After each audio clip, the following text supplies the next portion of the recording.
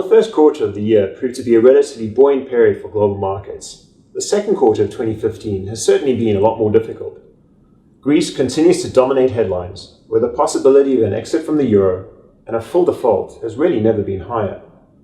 While the extraordinary and unpredictable negotiating tactics of the Greek government continue to surprise many, really the most important question for us as investors is the impact on the rest of Europe and the financial system should Greece default. And really, I think in this respect, we're in a much better position than we were 4 years ago. Since then, most banks outside of Greece have reduced their exposure to Greek debt to minimal levels.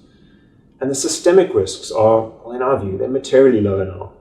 I think economically, Greece accounts for less than 2% of the EU economy. So again, there's little impact on overall growth in Europe or globally.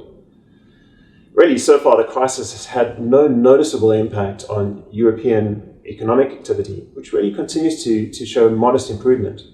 And recent data confirms the trend. But of course, there are always risks that a full-scale Greek default will cause some loss of confidence across the EU, albeit only to a modest and probably short-term degree. Really, the second key development in this past quarter has been the sell-off in the Chinese stock market.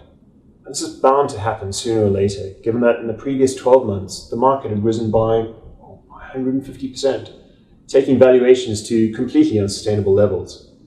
Now, it's our view that the collapse in the Chinese equity market, it's mainly a domestic problem, and it's unlikely to have a significant impact to the broader Asian or global financial markets and economy. And we certainly view any sharp further falls in the Asian market as a buying opportunity on a longer-term view. Now, turning to the performance of markets, it was an unusual quarter in the sense that both UK equity and UK government bond markets retreated, both down between 3 and 3.5% over the quarter. Sterling has appreciated against most major currencies, which has added an additional headwind to the performance of foreign assets. Global equity markets are down circa 5.5% in sterling terms, while global bond markets, which encompass both government and investment-grade debt, they were down 6.8%.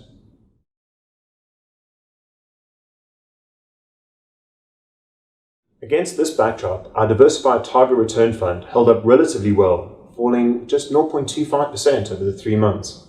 Year to date, the fund has returned 2.3%.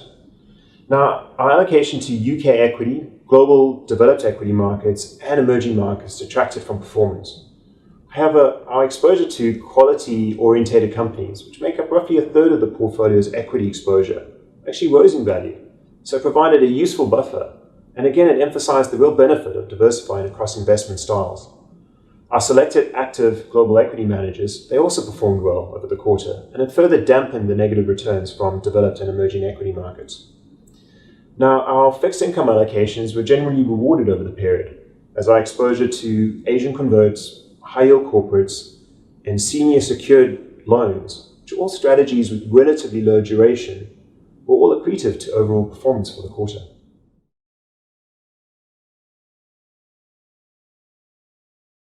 At the end of April, we elected to lock in some of the strong performance generated in the first quarter by reducing our exposure to emerging equity markets by a third and selling out of our Asian convertible bond position entirely.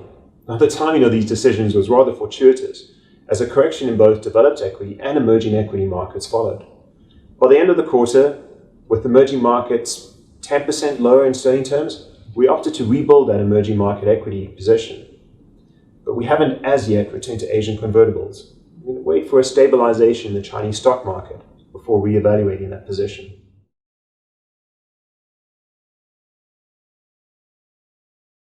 Now, market volatility has increased sharply in recent weeks as the Greek crisis rumbles on and the Chinese stock market experiences a pretty sharp sell-off. Equity markets, especially in Europe and the UK, have weakened, and bond markets have seen their first sell-off ahead of the Fed's first interest rate rise. But we view these moves as a healthy correction. The supportive monetary environment will ensure continually high levels of liquidity globally. And while there are clear risks, I think none of them appear to be potentially damaging enough to result in a renewed bear market. I think this current period that we're in, this period of nervousness and consolidation, it may have further to run. But this is most likely to create an opportunity for us to add to those asset classes where valuations are becoming increasingly attractive.